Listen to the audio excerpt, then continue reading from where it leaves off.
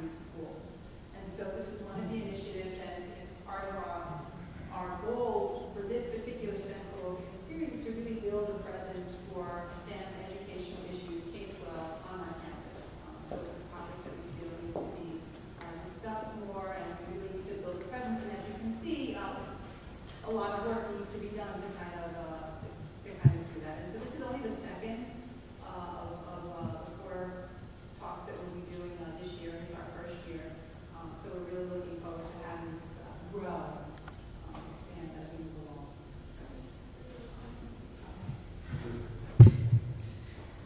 So just to tell you a little bit about Dr. Despommier, and he'll tell you more about himself.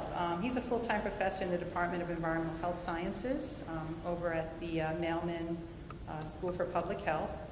And the project that he's going to talk about today actually grew out of an educational project in one of his courses. And so that's why I thought it would be a great project for this STEM Colloquium series, because it really grows out of, what happens when you give students a very open-ended project and allow them to kind of, and just literally want to see where they get.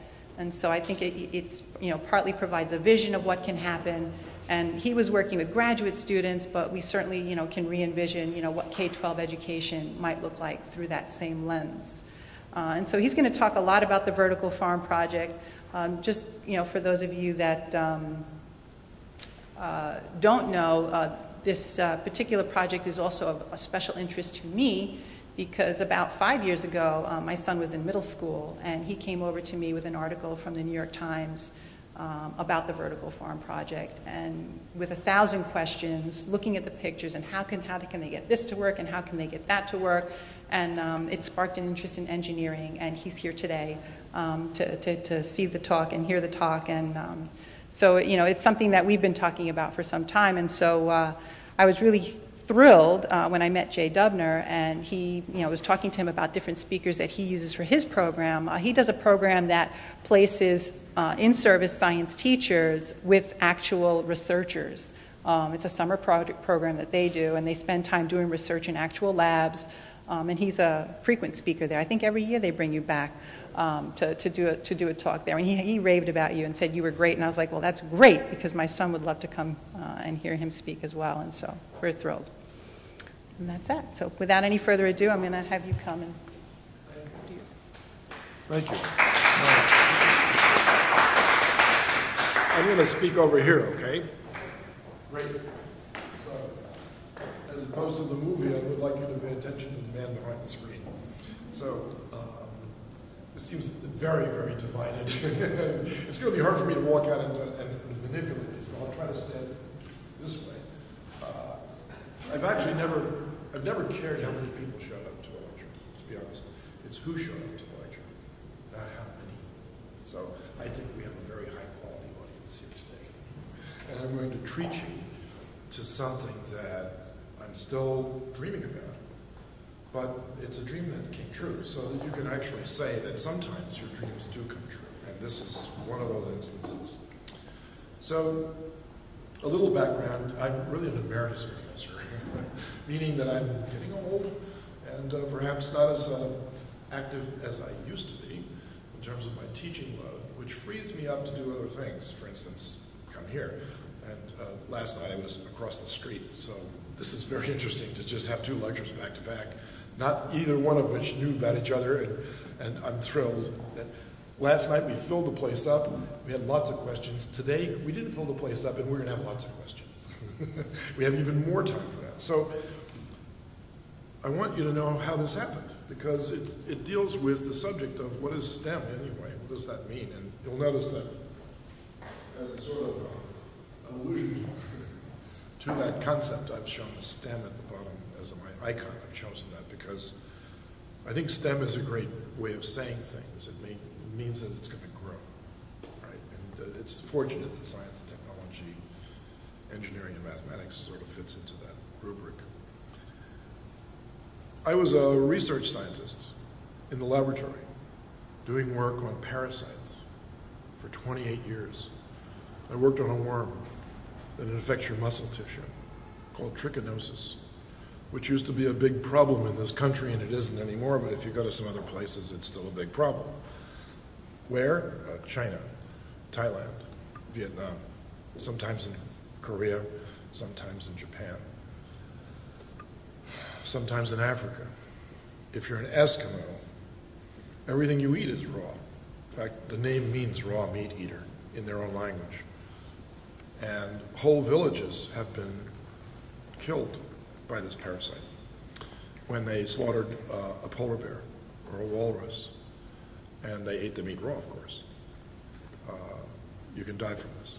So I worked on that problem for 28 years, and then one day I showed up to the lab, and there was this wonderful letter waiting for me from the National Institutes of Health telling me that my grant had been renewed, and instead it said your grant has not been renewed. Well, you know, there's not much difference between your grant has been renewed and your grant has not been renewed. There's only one word that differs, but it's a big word. So that was in mid-career. At least I thought so. This happened in 1997, and I was only 57 years old, and I didn't say that loud enough, and I won't either. And I thought I had a long way to go on this. So, but I didn't. You never know when life will deal you a card that you don't expect. And so if you don't know how to play the game, you'll be out of that game pretty soon. So I tried again, of course, the normal route, and it didn't work a second time, even worse than the first application, and I got very discouraged. So I backtracked and got over my depression, which was real, by the way, and was told by our department administrator that my salary was guaranteed for the rest of my stay at Columbia. Why? Because my grant had generated overhead money which paid for other people's salaries that didn't have a grant. And so now I was entitled to that same consideration. Well, that changes everything. You know, that means that you get a chance to reinvent yourself if that's what you really want to do. So I did. So I decided I love teaching, and I love interaction with students, and that's when Jay and I became closer, at least. And I began to pay more attention to outreach opportunities, and instead of looking through a microscope, I began looking through a telescope. So that sounds like a cliche, but actually this last summer my wife and I had the pleasure of visiting Florence. And lo and behold, if you've been to Florence and you go to the Galileo Museum, you can see both his telescopes and his microscopes. That's remarkable. That's truly remarkable. So at the very beginning of being able to look, people want to see the very small infrastructure, and they want to see how this relates to everything. And I think that's encompassing STEM's main thrust. You can't look at everything unless you know some science, how you apply science to technology, how you actually create something through the engineering aspect, and then you can explain it through mathematical means. And I was doing this all my life without even realizing it. But here I am carrying coals to Newcastle, because I think everybody here knows this already. So now you know that I know it as well. So I taught in a Department of Environmental Health Sciences, and this is all we taught. There's no good news. I'm sorry to tell you this, but there's no good news. It's bad news. And the reason why it's bad news is that we wouldn't get our grants if it was just good news. So you have to have a problem to work on. To create the problem, you have to identify it. And for that, you need good science. So good science tells you that it's really not the right thing to do to dump this over there, because it'll come back to haunt you, because that's where your aquifer is, and that's where your water comes from, and that's, et cetera, et cetera. So imagine sitting there listening to this day in and day out. And what is your major? Oh, I'm an environmental health scientist major. Really? What are you studying? Stratospheric ozone depletion and skin cancer. Really? And what's the solution for that, do you think? Not the Montreal Protocol. They tried that. You know what that was? It was you do know what that is, right? But okay, you tell her. Everybody suddenly realized what was causing the ozone hole to become larger and larger over Antarctica. And so what they did was they got all the countries together, all of them, in one place, Montreal, and they said, you know what, we've got to stop putting chlorofluorocarbons into the atmosphere. What the hell is what the heck is a chlorofluorocarbon? I'm sorry, Joey, didn't mean that. But you've heard that word before, I know. So, chlorofluorocarbons are things that we use in our refrigerators and other things like that. And so when they escape into the atmosphere, they eventually spiral up into the stratosphere, and the chloro part starts to scavenge ozone. And ironically, ozone is created by the ultraviolet radiation striking O2 and creating O3, which then prevents the ultraviolet rays from going through the atmosphere. That's crazy. That's really cool stuff, right? But chlorine comes along and scavenges millions and millions and millions of O molecules, preventing them from recombining with the O2s to make O3s. And there were 3 physicists that discovered that. And they all got the Nobel Prize for that. And I got to meet 2 of those people in my life so far. I want to meet the 3rd one. I don't think I can because he just died. No, I don't think so. That was just an aside. But Dr. Molina actually came to our campus to give a talk about this very problem. So how would you like to hear about this all day long? And the answer is I don't want to hear about this anymore. I'm heading to the great unknown out there, and I don't want to become so depressed that I really don't think there's a future for me in any subject area because the earth is doomed. And that's what we're teaching you. It's doom and gloom. Doesn't matter which side of this fence you go on, it's going to be the same. There are other problems associated with doom and gloom that we could discuss, and I won't do that, but this will be on the internet site, so that's great. You can read the words. This is a word that everybody understands in New York. I didn't use the "ve" word. It's not oy vey, it's just oy. What are we, really? So my students, that's what they told me. I don't want to hear any more about this. Really? How would you like to go to a class and tell your professor that you don't want to hear that subject anymore? Why don't you want to hear about this? Well, because we're getting depressed. We don't even want to drink this water because I don't know where it really came from. It's in a plastic bottle, but it doesn't say where it came from, right? We'll get to another part of this lecture where the people know where it comes from and they won't drink it. So not just knowing where it comes from, you have to think it's good for you. They don't know where their food comes from, they don't know where their water comes from, they don't think the air is fit to breathe. Enough already. So okay, so fine. So what do you want to do? And my students came back a week later. I said, it's your money and your time, you tell me. But whatever you do, you're going to have to apply yourselves at the same level that you would have if I had continued the lecture. I said, fair, that's a fair deal. There were 7 of us. So I'm quite used to this smaller crowd because that's how big a lot of my classes were. And you can get a lot done with 7 people and an instructor. So they said, we want to study whether or not it's possible to feed Manhattan with food grown on the rooftops of Manhattan. Wow, I never thought of that one. That's a positive approach to something. I said, they wanted to do the entire city first, and I said, no, that's too big. That's 8 million people. Come on, you can't do this. Just take Manhattan, that's where we are. Let's do it just for Manhattan and see what happens. And in fact, here's what you're going to do. You're going to go to the map room at the public library on 42nd Street, and you're going to tell me how big an area the rooftops of the non-commercial buildings encompass. And then you're going to pick a crop, and you're going to grow that crop, and then you're going to feed that to people, and you're going to tell me how many people you can feed at 1,500 calories a person per day for an entire year. I want to know how many people you can feed off of those rooftops with the crop that you select. Don't worry about its nutritional completeness. It's going to be a single crop. It has to fulfill the caloric needs of 1,500 calories. So they picked rice as their crop, which was a good choice.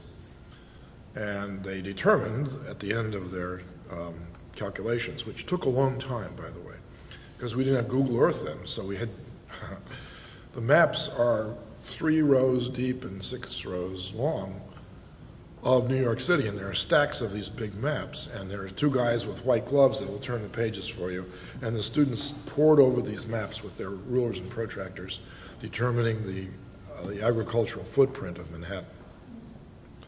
It was a big job, and they were really enthusiastic until they got their answer. And then they said, 2% of Manhattan? Are you kidding me? That's ridiculous. That's a real picture of food being grown on the rooftops, but not in Manhattan. It's being grown in Japan. Do you think we could turn just these row of lights out so we can see the board better? Just the front row? Because I bet the pictures will be nicer. Perfect. Thank you. So it's not impossible to grow rice on the rooftops. And there's a lot of rooftops in New York City that aren't commercial rooftops, and so they got their answer. And they were more depressed with their answers than they were with listening to me. So I had to think of something very fast to tell them, to keep them from maxing out their credit cards and dropping out of school, because that's what they were thinking of doing. And these are graduate students. Come on, these people have bright futures in public health, and they were depressed over the fact that no matter what they thought about, there was no positive twist to their stories. So I'm not joking. This was a desperation move on my part, because this was the last day of class when they presented this data to me, when they had the nerve to come up to me and say, we've got an answer, but we don't like this answer. Really? Really? I said, come on. You're a scientist. You're doing science. You asked a question, you looked for the answer, and you did calculations, and you got the answer. And you don't like the answer? That's tough. You still have to publish the paper. So I said, what happens if we took your good idea and moved it indoors and just grew the food in every floor? Just forget about the rooftop. Let's make use of the entire building. Yeah, but people live there. Not in the South Bronx, they don't. At that time, there might have been 4,000 buildings that were empty. These are apartment buildings, incredible numbers of apartment buildings abandoned in New York City that were going to waste, basically. And they looked at me with shock and surprise and said, can you actually do that? And of course I lied and I said, sure. There isn't anything in the world you can't do. Come on, let's be honest about this. And I have proof of this concept also, in case you ever need to convince yourself that what you're doing can be done. Think about this one. A group of NASA scientists once sat in a back room wondering what to do with the extra money that they had left in their budget. I won't tell you how much until I tell you what they did. And they had to spend this money because every year they get a new budget. And if they don't spend all the money from this year, they get less next year, because they didn't need it. So they said, what can we spend this money on? And one guy says, or girl, I'm not sure if it's a guy or girl, said, I got it. I got the project. I know what we should do here. We're going to send a rocket with a satellite into outer space, and we're going to catch the dust of the tail of a comet, and then we'll bring it back and analyze it. I think I said, can we actually do that? And the guy says, I don't know, but we can try. That's what he said. I don't know, but we can try. So with the invention of Aerogel, which you may have heard of, you know what Aerogel is? It's the lightest weight substance that you can make into a shape without having it fall apart. It's made out of a very, very strong material, cross-linked, but you can see through it. And if you hold it in your hand, you can't feel it. The gravity is so low on this piece of aerogel that you can't feel it. And so they made a gigantic panel of this aerogel, as big as this seating area, 2 of them. So a panel, and the satellite actually flew through the tail of a comet. How far away was that comet? Millions and millions and millions of miles. And then they got it to turn around, fold up the panels, plunge through the atmosphere of the Earth, land in the Arizona desert. They went out and got the satellite, opened up the aerogels, and found in some of those little squares that they had, little holes that dust had actually gone into and stopped. And they picked out each one of those little grains and did a mass spectroscopy analysis of the contents and determined that the Earth is 1,000,000 years younger, or older, 1,000,000 years older than that particular comet, which we thought was formed at the same time the solar system formed, but apparently there was a 1,000,000-year lag phase between the formation of the planets and the formation of the comets, which are largely made out of water. Now, if I told you how much that project cost, you wouldn't believe how much it cost, but it was in the hundreds of millions of dollars. And so that's what we learned from that. But the point of this story was that we did it without knowing how to do it to begin with. That's great science, that's great engineering, that's great math, that's great technology. We know how to do anything, period. So in my class, I shifted gears slightly, and the next year I gloomed and doomed it for half a semester, but they knew what was coming, so they weren't so depressed, because they had heard from the last year's class that everybody got an A. How would you like to hear that? No, that's not a joke. When they came into the class, I said, everybody here is going to get an A. I'll guarantee it. But with one small requirement, and I'm not joking on this one either. I said, over the next 25 years, you have to go out and earn it. That's my condition. Otherwise, you can't come in this class. And nobody walked out. And everybody who took this class got an A. Well, some got an A minus. So a couple of them got an A plus, but almost nobody, I can't remember anyone who ever dropped a course. They got A's. Who cares? Who cares about the grade? It's what you did in the class that counted, right? So everybody earned it too, I can tell you that. So we began this project. It was 11 years old. And I can tell you that what's happened over the from 1999 until the present, this idea arose from the craziest, stupidest, most idiotic thing you could possibly think of to work on in a classroom, growing food in tall buildings inside city limits when we've got all this beautiful farmland out there growing all this wonderful food that everybody eats, to the fact that now there are 50 vertical farms in Japan, there's one in Korea, there's one in Singapore with 2 more going up, there's one in Sweden that's about 14 stories tall that's being built as we speak.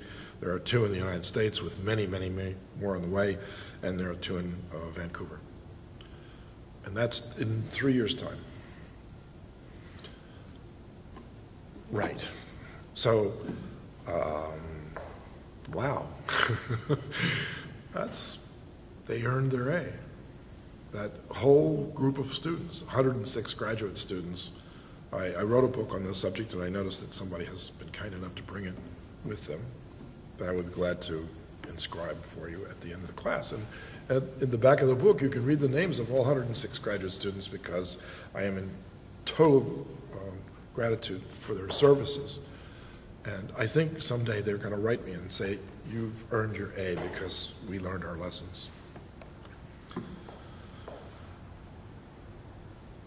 The future is very bright for urban agriculture because we are urbanists.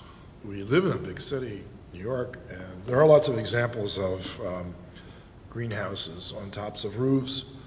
One is in Brooklyn. In fact, several are in Brooklyn. One's an outdoor farm, and one is an indoor farm. And the indoor farm beats the outdoor farm every time.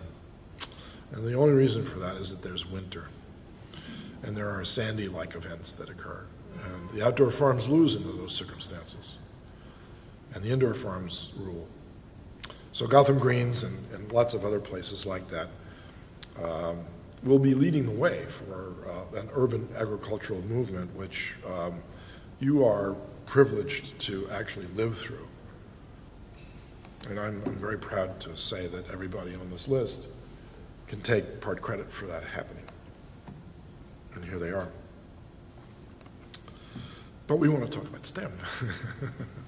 Right, that's why you invited me here. So, and when you did, I just absolutely said, great, I've never actually put together this concept this way. So here goes. Let's start with the science. Nothing happens without that.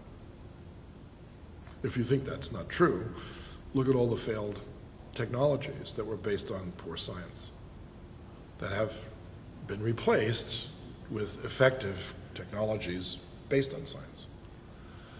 And you can't replace science with anything else. You cannot be the enemy of science. Oh yeah, I could be the enemy of science. I mean, if you just read the popular press. Go to the movies. What movie do you use as your shining example of science beats everything? I have one. It's a film with Val Kilmer called Real Genius. It's a great movie. It's a nerdy movie. It's fantastic because science, in the end, foils the bad guy. But think of all the other movies in which science is out of control and is blamed for everything bad that happens. And you can start with Frankenstein's monster and work your way right up through all of these high-tech Transformer movies and even the ones that want to save the world that get it wrong and you unleash something like Godzilla, for instance. All of these movies reinforce the idea that science is just not for us. We don't need science. Really? Then let me have that car that you're driving, and let me have those television sets that you watch. And although those clothes, they were made by machines that employed scientific principles, and you don't believe in that either? So, you cut a person's life back and take away all the science, and you've got nothing left, and they realize, of course, oh, that science I like. It's just that I don't like genetically modified foods, or I don't like, you take your pick of the issues that you want. And they're all emotion-laden with opinions that are not based on science. I will not vaccinate my children and have them catch autism.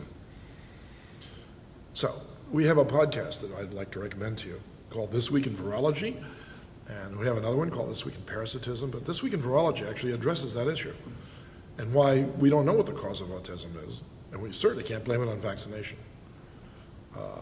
Interesting. But there are groups out there that have formed to actually counteract these activities, and they're all headed up by apparently Hollywood stars that have got it in their head that they know what they're talking about.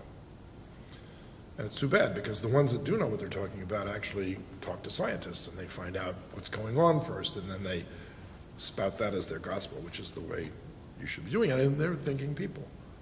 So science teaches you how to step back in a non-emotional way and examine your world. And any way the truth leads you is the way you should go. And so I have a saying that I'd like to share with you. Trust science. Don't trust scientists. And the reason is really simple. It's because science is objective and scientists are people. And in order to get your grant refunded, you're the scientist, and your method is better than everybody else's. And that may not be true, but you have to believe that in order to go forward with your ideas. And so eventually, science is a self-correcting process, right? That's the definition of science. They said it's categorized knowledge. I don't think so. It's a self-correcting process. Because if you find something, I'll go try it, and I don't find that, one of us is not doing it right. And maybe both of us are not doing it right. Maybe a third person gets called in. And I know someone, for instance, that claimed that he understood how blood vessels formed. His name was Judah Volkman. He worked up at Harvard. Nobody else could reproduce his results. Nobody. So they accused him of faking it. He was an honest man, a very good man. So he said, look, I've never faked anything in my life, and so why don't you come into my laboratory and reproduce the results using my method, but your hands? And every one of them that came in and did that, and there were many, got his results and said, huh, yeah, that does work. So I wonder why mine didn't work. That's a different question, a different question. And it turned out to be micro-environmental. The pipettes were the wrong brand, or the mice were the wrong strains, or something was different. They thought they were duplicating exactly the results, but they weren't. So you can't trust everybody's results. So in this regard, the vertical farm concept says you can grow food indoors. So what's the science behind that? What tells you that we can do that? And to know that, you'd have to know something about plants, and then you have to know something about the way plants process their physical environment. And that's an exciting topic, and I'm not qualified to speak on. Because remember, trust science, don't trust scientists. I'm a microbiologist. I'm not a plant physiologist. But I know enough about the subject to at least present you with some of the issues that face indoor growers. And one is, how do you replace sunlight? Because plants are dependent upon sunlight for their growth. Now, they're not any more than they're dependent upon the soil for their growth. They're dependent on a wavelength of light. And if you examine plants carefully, you'll find that they only need 2 basic wavelengths of light, because they've only got 2 kinds of chlorophyll. So what is chlorophyll? Okay, so that even goes back further into the biochemistry of this. And then it's a metalloprotein. So what is a metalloprotein? Why is chlorophyll and hemoglobin so much alike? Plants and animals are so different. I know some animals that are plant-like. They just sit there and they don't do anything, and they move with the sun, and that's it. But to be honest, there's a group in Holland that's actually systematized the way in which plants visualize light, and they've explained it now in a way that makes sense and in a way that allows you to use that knowledge to create indoor farming at will. And one of their big findings was that plants don't use all of the spectrum of light that's visible. And as the result of that, you don't need the entire spectrum. What you need are these 2 blue and red wavelengths, a pretty wide band for both of them. And this activates chlorophyll A and B. And what they also found was that if you expose the plants to sunlight, in addition to these wavelengths that you've intensified with using grow lights, you can actually slow the rate of plant growth down. So sunlight contains wavelengths outside of the necessary spectra for the growth, which actually inhibits the growth. It doesn't allow for maximum growth. But if you're a commercial plant grower, you'd like to have maximum plant growth. So this group called Plant Lab, which is a great group, is building a vertical farm 3 stories underground to ensure the fact that sunlight never enters their plant. And they can exclude everything except what plants actually need. And in this case, it's this wonderful blue and red spectral lights. So the technical equivalent to that is this grow light pattern that you see next to the spectrum that I've shown here. And that's good science, because they tried everything. They tried all the spectra, and they tried with and without sunlight. And their experiments are very clear-cut, and they're open to the public. You can see them, you can reproduce them. You've seen science fairs in which this concept has been employed, and it has allowed indoor farming to exist. The only difficulty with the indoor growing systems when you use artificial lights is the amount of energy that they use. But that's not a problem, that's an issue. I don't express these things as problems. They're issues. So that's a solvable issue. That's like, I wonder what the tail of a comet is made out of. That's an issue. You can find out. How? I don't know yet. Give me some time here. Let's get the right people in the right room, and then we'll let you know. So that's how that works. And then, so this all comes under the rubric of controlled environment agriculture, or CEA as I'll refer to it. And underneath that, you have ways of growing plants. You can use hydroponics, which is an old technology, or you can use aeroponics, which is a relatively new technology, employing the same principles at a different level. Good science here, the science barge, for instance, in the Manhattan School for Children, talk about a little bit later, employ a little bit of each of these things in their own teaching programs. The other thing to look at is nutrition, and nutrition is kind of relegated off to the area of a dietitian. People without biochemical backgrounds or science backgrounds are considered nutritionists. Just go to the local bookstores, go there before they disappear, by the way, and check out the list of books under nutrition, and you can find the Miami Beach diet, the Atkins diet. I used to call that one the Fatkins diet. Then there's a ton of other books claiming that, oh, no, the real way to lose weight, or the real way to gain weight, or the real way to stay nutritionally healthy, these people are just making it up. They're not even scientists. They're making it up. How do you know? Because when you go to travel throughout the world and you find out what people are eating, they're eating all kinds of things, right? All kinds of things. And if you ask what the infant mortality rates are and what the average length of life is for both males and females and what the quality of their life is, you get tremendous differences in different places. One of the longest lived communities on Earth is Cuba. What? Cuba? How does that work? It's a hot tropical climate, nutritionally challenged. They don't eat a lot of varieties of things, and they don't drink a lot of different alcoholic beverages, except they do drink a lot of one kind of alcoholic beverage. And yet their average lifespan seems to be longer than most other cultures. Is it genetics? Nah, it can't be genetics per se, because there's a lot of Cubans that live in the United States and their lifespans are not as long. So is it environmental? Probably, but we don't know what part. Is it partly nutritional? Again, we haven't sorted this out yet. So an epidemiologic nutritionist, a person who goes around the world and studies all of this, throws up their hands and says, well, we don't know yet. We haven't done enough observations to really figure this out. And that's a big problem. But what we do know is if you take away the minimum number of elements away from your diet, you're going to die. And we know this because we can experiment and we can do the science. And the science is very clear in this regard. So, for instance, plants only need 16 elements.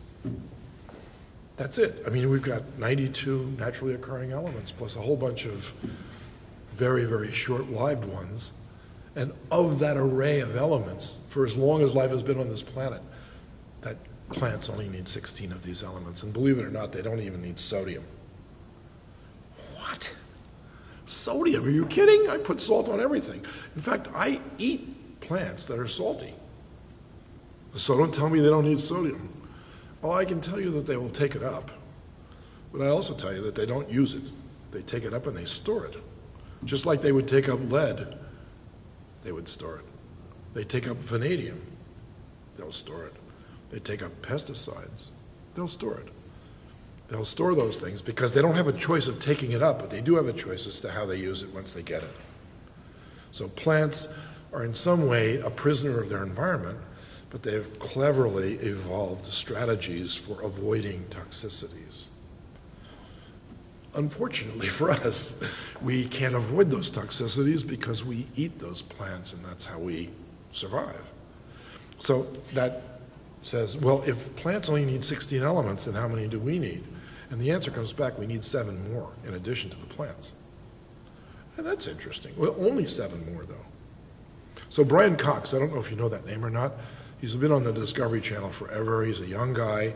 He's in his 30s at the University of Nottingham, and he explains the universe to us. So he says.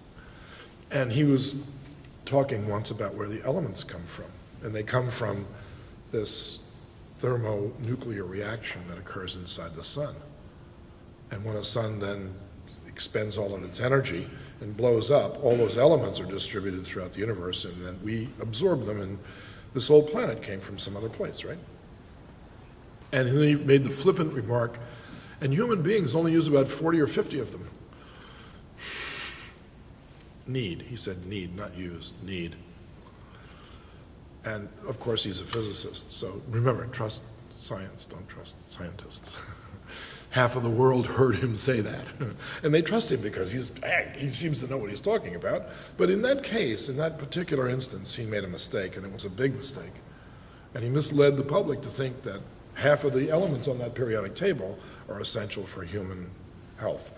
However, another scientist at Yale, G. Evelyn Hutchinson, who was a very famous ecologist, said the only difference between humans and all of the other animals and plants on the planet is that we use all 92 elements and we create some as well. We use them, not that we use them biochemically. We actually mine them out of the earth and concentrate them and make things out of them. And that differentiates us from all the other animals and plants, because that's the big difference. Science, good science, beats everything else. And so you can teach all of these scientific subjects through studying photosynthesis. You can just say, okay, how many people here know what plants need in order to grow? And you can start at the kindergarten level, and you can go right up to the highest level of graduate education, and you get a great answer from kids. What do plants need to grow? And everybody says, soil. And you say, would you be surprised if I told you they don't need soil? No, they need soil. I plant my seeds in soil and they grow. I said, really? And do the plants actually eat the soil, or do they just live in the soil? Oh, I never thought about that. Oh, they eat the soil. Really? So that means every year I have to replace soil. Where do I get the soil from? They can't be eating the soil, because otherwise it would be gone eventually, wouldn't it? Yeah, that makes sense. And then they say, oh, yeah, you're right. So how many people have ever taken an avocado seed, put 2 toothpicks in it, stick it in water, right up to the top of the glass, and put it out on the sill of the sunlight, and just watch? Just don't even guess what's going to happen. Just watch. And in about a couple of weeks, you'll see something really unexpected. A little white thing comes out of the bottom. Out of the bottom, never out of the top. Never, ever out of the top. Always out of the bottom. And then a green thing comes out of the top. What? How does that work? So that raises the big question. How does that work? Once they ask that, you got them. It's easy to proceed from that point on. So I love getting them. And that's why I love STEM, because I think that no matter what your environment, no matter where you're teaching, no matter what you're teaching, you can use science as your guide. So, I mean, here's this podium, for instance, and I gave a talk to Jay's group, to the science teachers. This is the science teachers, and one of the teachers brought their class with them. This was about, I think, 7th or 8th grade. And I said to them, where do you think the elements come from? I said, no one ever asked us that before. Where do elements come from? I said, do you know what an element is? And of course they did, and then they started to enumerate them. And I said, well, where do they come from? They had to come from someplace. And, you know, nobody got the answer, so I had to go back in time and say they came from an exploding star. And they were astounded to hear that. Not that they didn't believe me or anything. They were just incredulous. They just sat there and go, yeah, that makes, it had to come from some other place. So that raises the biggest question, of course. Where did everything come from? But that's another question. You'll have to ask Stephen Hawking that one. So you raise these issues, too, in the classroom, and they're very easy and fun to demonstrate the principles of hydroponics and aeroponics. And again, we've got a school not too far from here, the Manhattan School for Children, that's actually got a rooftop hydroponic garden. Some of you have been there and seen that, and it's wonderful. And so you can apply all of these STEM principles to the construction of a working hydroponic facility. And if you want to run one of these and make money, you better know this. Because if you don't, you're going to lose your shirt. Because you really have to know technology and its application. What you see here is a diagram from the vertical farm in Chicago called The Plant. It used to be a meat packer plant. They used to actually smoke bacon and ham in this plant. And one day, they just decided to leave for greener pastures, perhaps, and they locked the door. It was perfect inside. There wasn't a speck of dirt in this place. And the mayor of Chicago said, who wants it? And John Adele raised his hand and said, I'll take it. $1 a year, done. NGO, I'm going to raise food and fish. And so he did. And so he's been in operation for about 4 years now. And he was one of the first vertical farms in the world. And it's all retrofitted building using grow lights, using aquaculture and hydroponics to feed the fish and to use the fish feces to feed the plants. It's a very clever loop system, and it's all loops, it's all closed loops. So they call it closed loop system. It's a miniature Earth. Basically, that's what he's created inside, a miniature Earth. And he's great to talk with. I just bought this book online. It was available as a used copy with a tattered cover, but well marked inside with lots of marker pen notes. And I love books like that because it means someone actually appreciated the book. And I bought this book online from Barnes & Noble or Amazon, I'm sorry. And this is the first publication that actually systematically describes how to grow food hydroponically. And this guy worked at the University of California at Davis campus. And he's credited with inventing modern hydroponics. His technology, the application of the science of growing food without soil, saved perhaps millions of lives in the Southern Pacific theater of operations during the Second World War, when we couldn't get fresh produce to those areas because of the interruption of supply chains. They took 55-gallon drums of oil, cleaned them out, filled them with water, easy to get in the tropics, and by throwing in decaying plant life, supplied the nutrition for the tomatoes and cucumbers and lettuce and all kinds of other produce.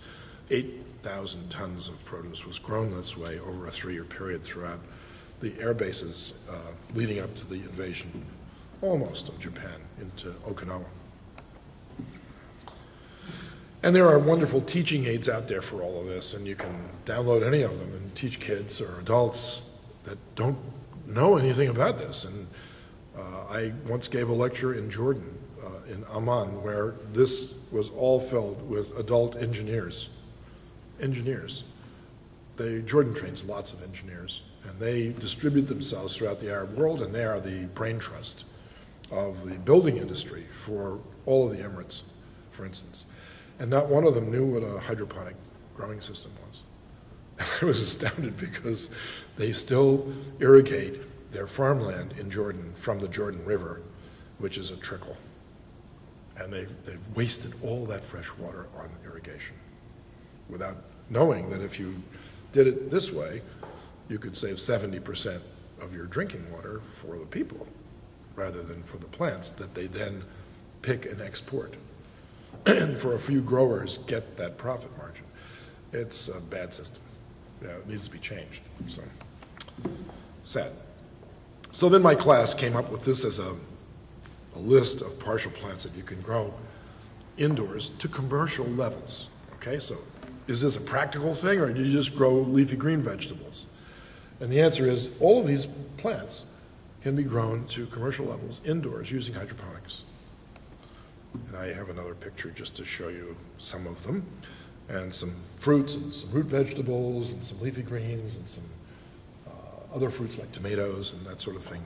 In fact, there's nothing you can't grow indoors because all you have to do is go up to the Bronx Botanical Garden. They're growing incredibly exotic plants up there, and at great expense, I might add.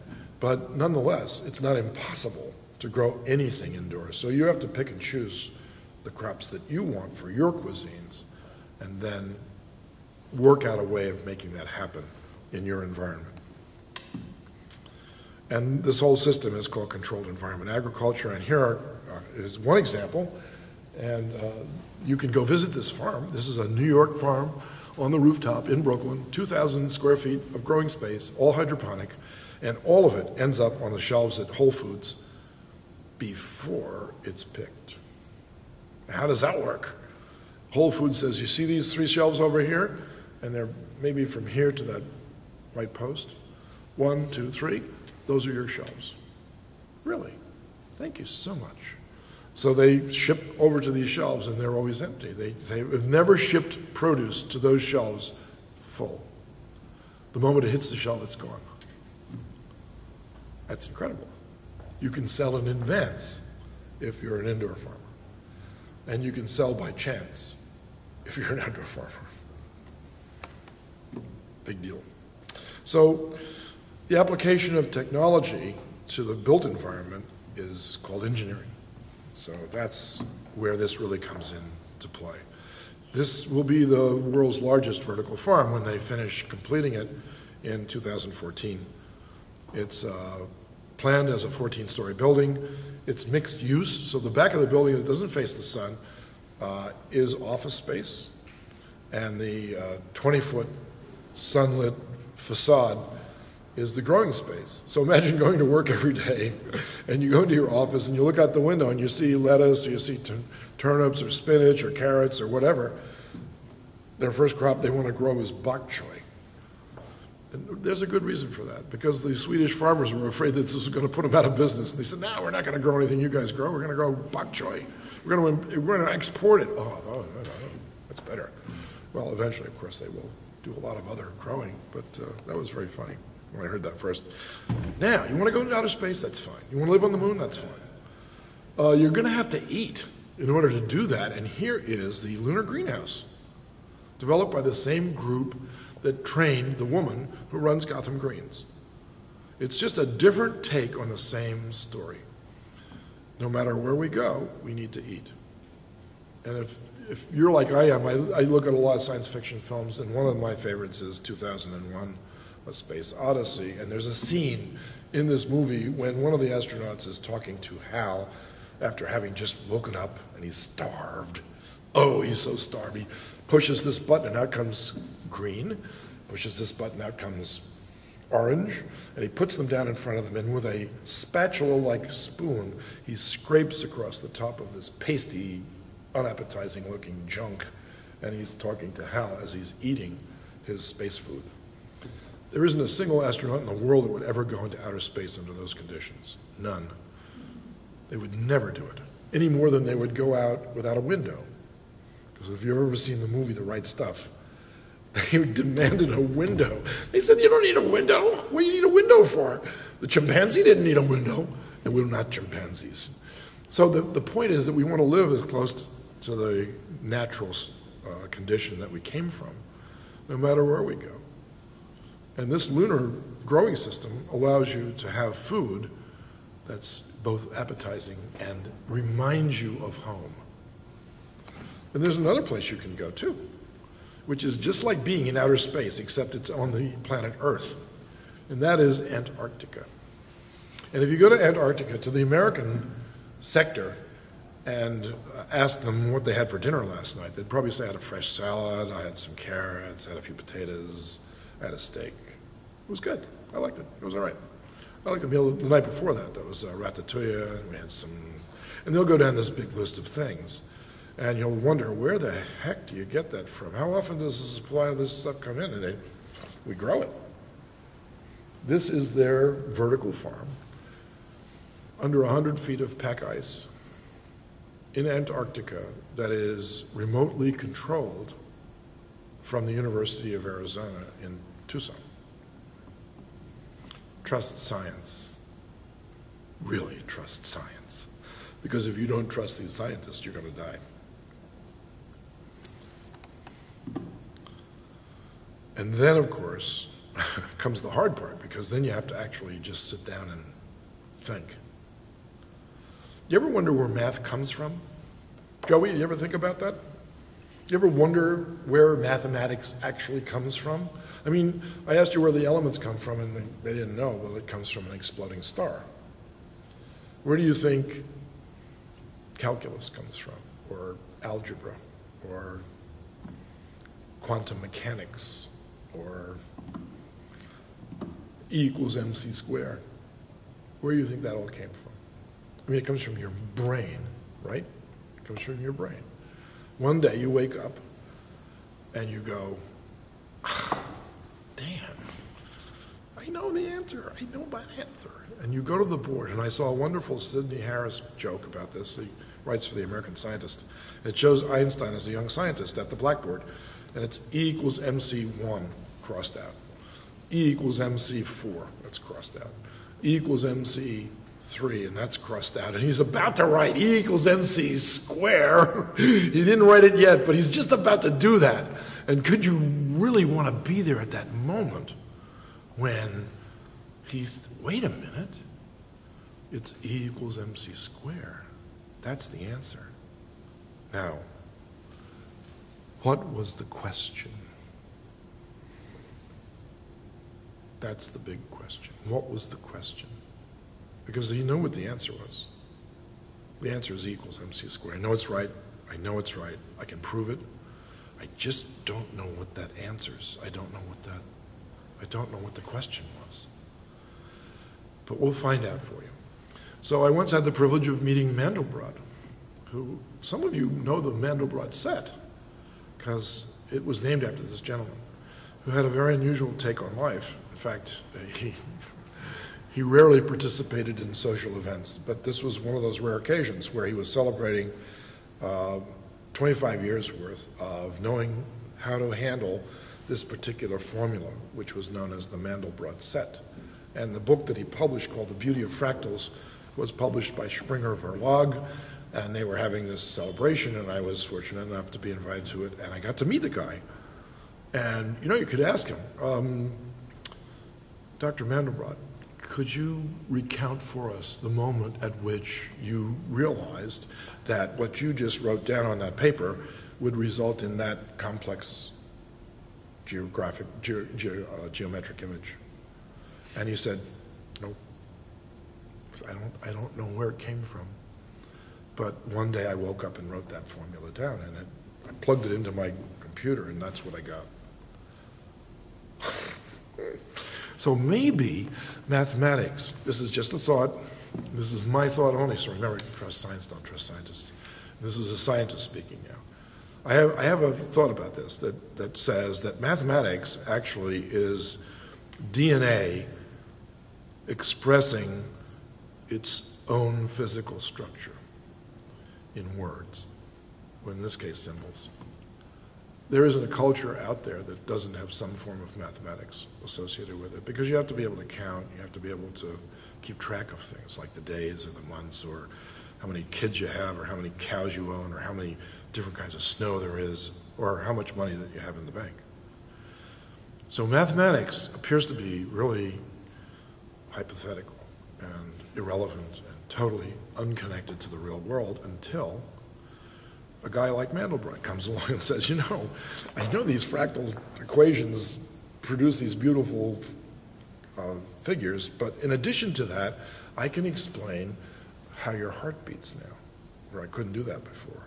Your heart beats in the same pattern as some of these fractal formula suggest, so that in reality, there is no mathematics out there that doesn't express something that's not real, because it had to come from someplace that's real. It came from your brain. Just a thought. We know that we can't live without it. You can't have a world without mathematics. It doesn't exist. That's why it happened so fast. I mean, it really happened quick, right? And that, by the way, corresponds very much with the invention of farming. So farming is only 12,000 years old. That's not old. And mathematics, as we know it, probably dates back to around that time, because we can't find iterations of mathematical equations before that were used to make things. But if you look at the pyramids, or if you look at Machu Picchu and the walls and the amount of space in between those stones, that's mathematics, kids. That's just pure applied mathematics. And we're so good at it. We're so good at it. We're not the only things that can do math, but we're really good at it. And I was never good at it. I confess, I'm a quantitative idiot. I'm a qualitative, I can hold my own, seeing patterns and things of this sort. But my math expression is not up to the same level as even someone who's just gotten out of a course in calculus. But nonetheless, I can talk to mathematicians, and I can talk to statisticians, and I can teach them my language, and they can teach me their language, so that you can form a team. You can't do everything by yourself. So STEM really talks to that issue a lot. You have to have a team, and these teams are big. Depends on the problem. And every one of these, you wondered, how can you make a vertical farm? That was your first thought once you heard the concept. How do I make one? Where do I start? What materials would I use? How can I get this thing off the ground? And the answer is, why would you have to answer all those questions? Why can't you form a group of like-minded individuals with similar interests but with different backgrounds and pool your resources? And by the way, that's what happened. The internet did this. We put our ideas on the internet expecting them to be creamed by all the naysayers and all the people with rude remarks to say about good ideas and bad ideas. It doesn't really matter, just as long as they can have a say. And all we got back was a flood of pictures, a flood of images, a flood of ideas, a flood of it was like watching a scene out of Close Encounters. Or indeed, 2001, where the primates feel a smooth surface. A smooth surface, it doesn't exist in nature. To feel this reorders your whole brain as to the way you think about things. You feel a hard edge. This hard edge doesn't exist in nature. It's ragged, it's fractal. This is, at a microscale, it is fractal, but we can smooth it out enough so that our senses can't detect the fractalness of it. And we now have a different thought about this. This is made by a process. That plant is made by nature, and so there's no connection. There is, but we don't see that at that level. So how do you teach this to kids? I mean, how do you wake up the brains of young people so that they're not prejudiced against the subject like perhaps I was, because if you don't eat your eggplant, you can't have dessert. So I never got dessert. I just never got it because I hated eggplant, because I was made to eat it. If you don't read this novel, you won't pass this English course. Can you imagine the world's greatest literature and you're forcing people to do this because it's part of the curriculum? Algebra, it's just forced on you because it is. It takes all the fun out of it. There's no game to be played. There's no reward for winning. There's just, you get an A and that's it. See, that's why I don't like A's. I give them out, no problem. What I really want is your intensity, and I want your passion, and I want your full attention, and I want your humility, and I want you to share your knowledge. And I want to all pitch together and solve something, because I know I can't, so I know you can help. So that's the lessons that are being taught all over the world, and everybody that's involved in this program, I think, knows that. And so I've been to this school many times now. And it's a great place because it has a great laboratory. This is an open-ended laboratory, and every lesson can be taught here. You can do math, you can do whatever you'd like. You can alter the conditions for these plants and study its nutrition. You can study the wavelengths of light. You can study the kinds of crops you can grow. You can study nutrition. I mean, come on, you know better than that than I do too. I shouldn't start enumerating these things and prejudice you against thinking about something that hasn't been tried yet. The best way to do this is just to put it there and let the kids have at it. So they did. And they're still having at it. And they'll have at it. They stay after class. They love this environment. And they get to eat what they play with. What could be better than that? And their parents say, "Where did you get that?" They say, "We grew it." I said, "No, you didn't. Where'd you get that?" "No, we grew it." "No, you didn't." "Okay, Mom, come to me for class tomorrow and I'll show you." And that's the beginning of this idea. They had to bring their parents into this to get them to accept it. And they did. And they're getting a lot of press as a result, and they deserve it. And they even conserve water. They collect water from rain, and then they use it. And they reuse it. And they reuse it. And they reuse it. So why don't we do that? Why doesn't New York City do that? That's my biggest issue with New York City, is that New York City burns up the equivalent of 1 billion gallons of water every day. Every day. This disappears. We drink it, We use it for processing things, and then we flush it down the toilet, and it ends up at the processing plants, and there are 14 of these. And they bring all of their black water over to Ward's Island. It's desludged. The water is brought back to where it came from. It's treated with chlorine and thrown into the Hudson River. Does that make sense to you? When in Amman, Jordan, they would pay a fortune for black water. You're going to give them gray water? That's processed water. They'll take it right now. They know what to do with it. What would they do with it, do you think? I can show you what they'll do with it. They'll pour it out all over the ground and fill up their aquifers with it. You got 1 billion gallons of water every day to play with? Are you kidding me? You know what that's worth? What if it's worth a penny a gallon? I'm going to be rich. Give me that penny a gallon. 1 billion pennies. How much is 1 billion pennies? It's a lot of pennies. Probably fill this room up.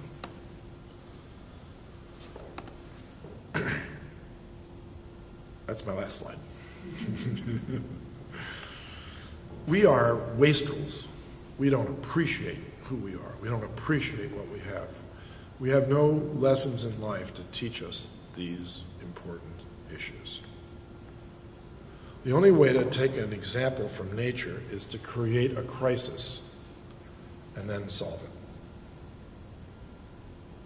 So creating a crisis in the Manhattan School for Children would involve taking the water away from the plants and then giving it back, playing God, so to speak. I can control your life, ha ha ha ha. And what this allows you to do is to find out how to make hydroponic plants taste good also. Because most people don't think they taste good. They do taste good, but only when they're under stress. Students only taste good when they're under stress. I mean, they only perform well when they're under stress. Is that true? Yeah, it's true. You don't perform well unless you're under stress. So what's the best form of stress? The best form of stress is the stress that you impose on yourself, not the stress that the teacher imposes on you by a deadline or by an exam or by... How would you like to be told, you get an A in this course, but you have 25 years in which to earn it, and I'm going to follow your career, and I'm going to keep track of you, and if you don't do a good job, I'm going to change your grade. But that's too late, isn't it? So you can't live like that. So you have to impose this sort of long-distance guilt and say, yeah, come on, everybody's pitching together here. Everybody's working on the same thing. Everybody has the same thing at stake. No one is competing with each other for the grade because everybody got the same grade. So what is the competition? Competition is to solve the problem before it affects our lives in dire ways. That's the competition. And we're all in it together. So there's only one way to solve it, and that's to use STEM, and so thank you very much.